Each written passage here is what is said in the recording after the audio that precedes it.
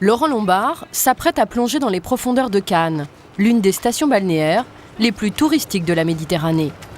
Cet enfant du pays va nous montrer les dessous de la ville. Cannes se targue d'être un joyau.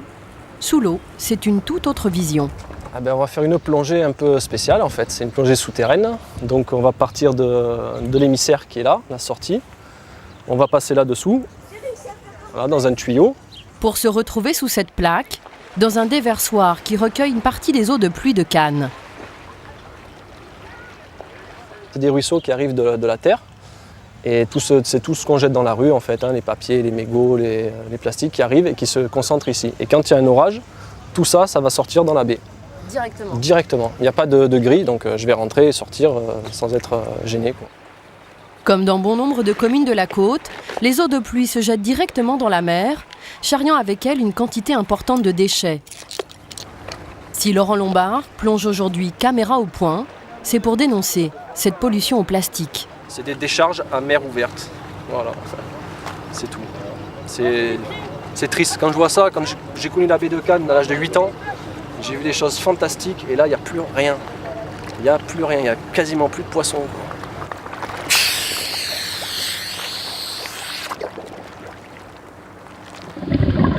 Laurent Lombard remonte dans la canalisation.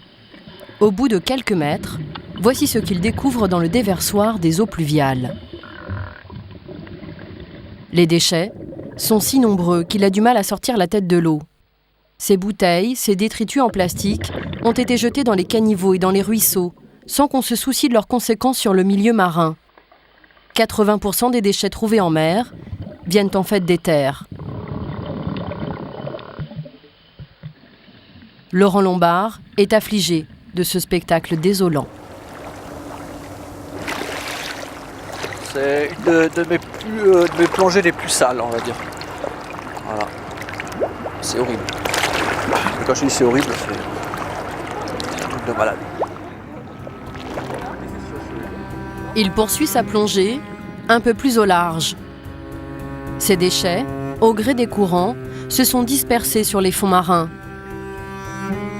Récemment, les scientifiques ont mis en évidence que la Méditerranée serait l'une des mers du monde les plus polluées en plastique. Les espèces animales et la flore vivent dorénavant dans cette soupe de plastique. Quel est son impact sur la biodiversité? La chaîne alimentaire est-elle déjà contaminée?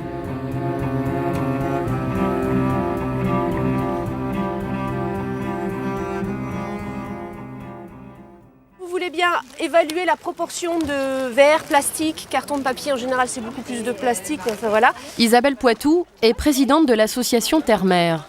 Elle organise chaque année le nettoyage des calanques de Marseille avec 1 millier de volontaires. La mer n'est pas la plus belle de la terre. Car cet écrin naturel, qui s'étend sur une vingtaine de kilomètres, est jonché de déchets. L'opération a commencé il y a quelques minutes à peine. Les bénévoles reviennent avec les premiers sacs, déjà bien remplis.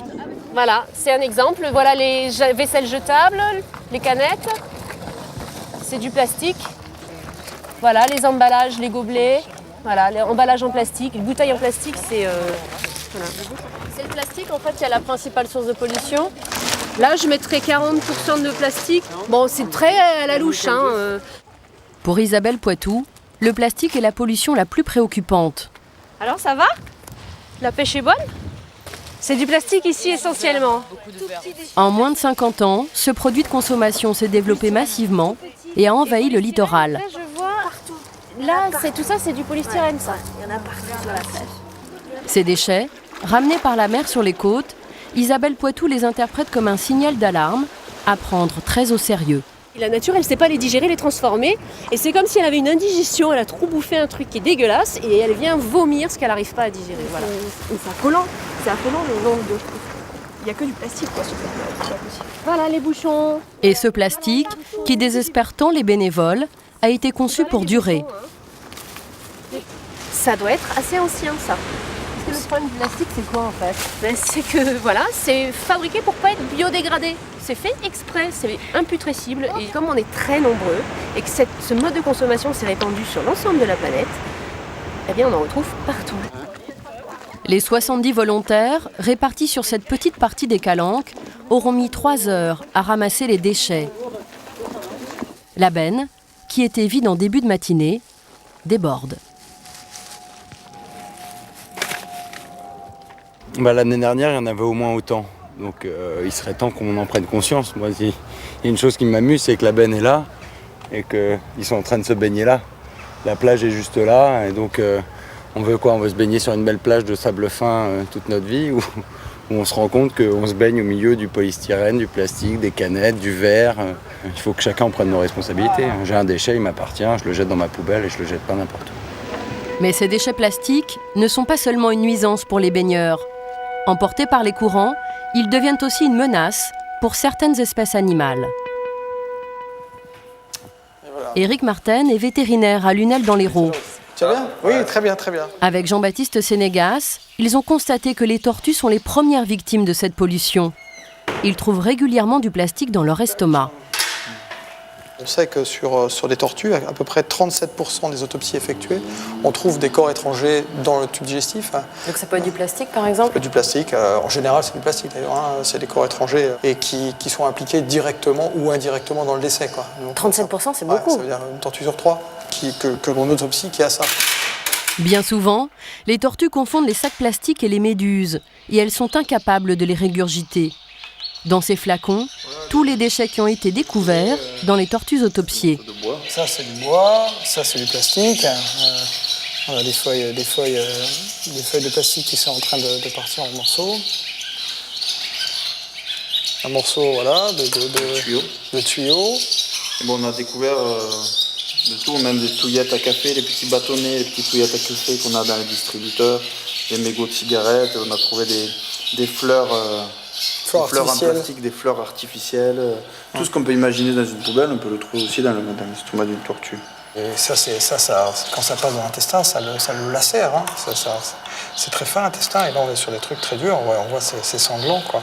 Cette pollution au plastique s'immisce partout, au point d'inquiéter non seulement les vétérinaires, mais aussi les pêcheurs.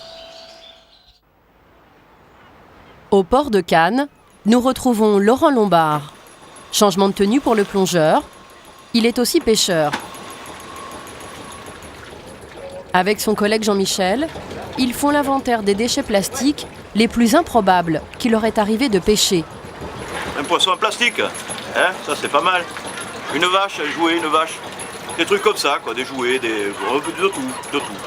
Ce qui vient de la terre en ce moment, c'est bien, ils ont inventé les trucs pour les déchets canins, là, vous savez, et on met ça dans des sacs plastiques pour pas polluer les trottoirs. C'est nous qu'on les récupère, là. Ils les posent dans les caniveaux. Voilà, ça part à la mer. Ils mettent le caca du chien dans le sac plastique, et après ils mettent le sac plastique dans le caniveau. Ça passe dans le pluvial ça sort à la mer. Donc maintenant, ça on n'avait pas il y a 2-3 ans, ça existe depuis 2-3 ans. On trouve de plus en plus de toilettes, des sacs à merde pour les chiens. Laurent Lombard se revendique écolo-pêcheur. Il ne peut s'empêcher de scruter la mer à la recherche du moindre morceau de plastique. Regarde le plastique déjà sur l'eau là. Moi j'ai un œil de lynx. Dès la sortie du port. Voilà, déjà là on trouve du plastique. Ça commence. Aujourd'hui, la mer est calme, les déchets sont peu nombreux. C'est à la suite de fortes pluies et des périodes orageuses que la Méditerranée est la plus polluée. Le plastique voyage alors au gré des courants et se fixe sur les filets. Ah bah là il y a du plastique, tiens. Voilà, petit morceau. Ben, c'est ce que je vous ai montré tout à l'heure. Ça. Voilà. Ça c'est un morceau qui est en train de tout se fragmenter. Voilà. Et on dirait une algue. On dirait presque une algue. Et ça peut être des déchets il y a même de la vie. Alors ça c'est intéressant. C'est ce qu'on appelle un violet. Au lieu de s'accrocher à un rocher, il s'est installé sur du plastique. C'est un fruit de mer qu'on mange d'ailleurs, qui se trouve en poissonnerie. Et là on voit bien qu'il s'est fixé sur le plastique. Alors là je le décolle, on voit bien la trace. Donc il était vraiment fixé, donc la vie vient se coller au plastique. Parce qu'il a cru que c'était une algue ou Laurent Lombard s'inquiète de ce plastique sur lequel des espèces animales peuvent vivre, mais aussi que certains poissons peuvent ingurgiter. Ouais, là. Ce sac plastique séjourne dans l'eau depuis un certain temps. Il est en train de se fragmenter en petits morceaux. Tac. Ça peut ressembler à un poisson dans l'eau. Voilà. C'est ça le danger, c'est pas ça le danger, c'est ça. Voilà. C'est les petits morceaux, quoi. Ouais. Et oui, parce que c'est ça que les poissons ils vont ingérer. Et ça vous est arrivé d'en trouver dans des poissons, des choses comme ça? Ça, ouais, dans les espadons, ouais. Voilà. Parce que les espadons, ils doivent confondre avec un poisson, ils sont à l'affût, tac, ils le mangent, mais bon, c'est trop tard, quoi. Je dis que c'est pas normal, hein. Voilà. Qu'est-ce qu'on peut faire? Par constater ça, quoi. Après, j'espère que ça rentre pas dans la chaîne alimentaire, qu'il n'y a pas un danger sanitaire. Face à cet environnement qui ne cesse de se dégrader, Laurent Lombard se sent impuissant. À 300 km de là, des pêcheurs, eux aussi préoccupés par ce plastique, s'improvisent éboueurs de la mer. Sète, le premier port de pêche français de Méditerranée. Ici, les matelots déchargent du poisson, mais aussi du plastique. Olivier Noca pêche depuis 18 ans, et voici la triste prise de sa journée. Ça va de la bouteille plastique des habits, des sacs plastiques, des polystyrènes. Ce qu'on trouve le plus, c'est beaucoup de canettes. Les gens ils jettent, ça part au fond de l'eau, donc ça s'ouvre pas, donc ils pensent que c'est... Est-ce que vous, ça, en fait, c'est ce que vous avez trouvé dans vos filets? Ça, c'est ce qu'on a ramassé aujourd'hui dans les filets, ouais. Et c'est tous les jours comme ça. Olivier Noca, comme une quinzaine d'armateurs de chalutiers de Sète, ont signé un contrat bleu. C'est Bertrand Wandling qui est chargé de leur mise en place. Les pêcheurs sont payés pour ramener ces déchets à terre. L'État indemnise à hauteur de 300 € la tonne. C'est environ 30 centimes du kilo, donc c'est ridicule, c'est rien du tout. Surtout que c'est quand même pas mal de manutention à bord. C'est une forme d'indemnité en fait. Au lieu de rejeter ces déchets à la mer chaque jour, ils préfèrent les collecter, les débarquer à terre. Ils sont un peu des sentinelles de la mer, ils nettoient un petit peu le milieu maritime. Chaque soir, le même rituel, la pesée des déchets. Combien Tiens, 40-50 kilos là 4. 50 tonnes, hein. 50 kilos. Ouais. Et c'est ça tous les jours? Tous les jours, je sais pas comment on est 5-6 bateaux. Et ouais, tous les jours c'est ça. Ça fait ça en moins. Et justement, vous avez l'impression que vous en trouvez de moins en moins à force de... Je vis dans la mer avec une petite cuillère. Non, c'est pareil, ça n'a pas diminué, c'est toujours autant. Un geste qui peut paraître vain pour les marins, mais qui représente malgré tout un complément de salaire. Bruno Ligori a lui aussi signé un contrat bleu depuis l'année dernière. Bon, c'est une manière d'équilibrer les comptes peut-être, de trouver une solution parmi les solutions, mais en fait c'est pas... Ça vous rapporte combien à l'année, l'année dernière par exemple? Pratiquement pas grand chose, hein. C'est de l'ordre de 3 000 € je crois dans l'année. Bon, c'est pas avec ça qu'on va trouver un armement. Hein. Enfin, bon, c'est surtout pour montrer qu'on est des pêcheurs responsables et pour une pêche durable, c'est tout. Hein. Vous allez voir toutes les cochonneries qu'on trouve en Méditerranée. En 2010, la moitié des chalutiers de Sète se sont engagés sur ces contrats bleus. C'est la bonne récolte d'une journée. Hein. En tout, ils ont ramené 115 tonnes de déchets. Vous savez combien de temps que vous êtes pêcheur? 32 ans. Et alors, vous avez vu l'évolution? Ça a changé? Je trouve qu'on en ramasse plus qu'avant. En France, ce plastique préoccupe l'État au point qu'il subventionne sa dépollution. Dans d'autres pays du pourtour méditerranéen, le plastique prolifère dans la plus grande indifférence. À Saïda, au Liban, personne ne semble vraiment s'en soucier. C'est la 3e plus grande agglomération du pays et sa montagne de déchets et d'ordures au bord de la mer grandit de jour en jour.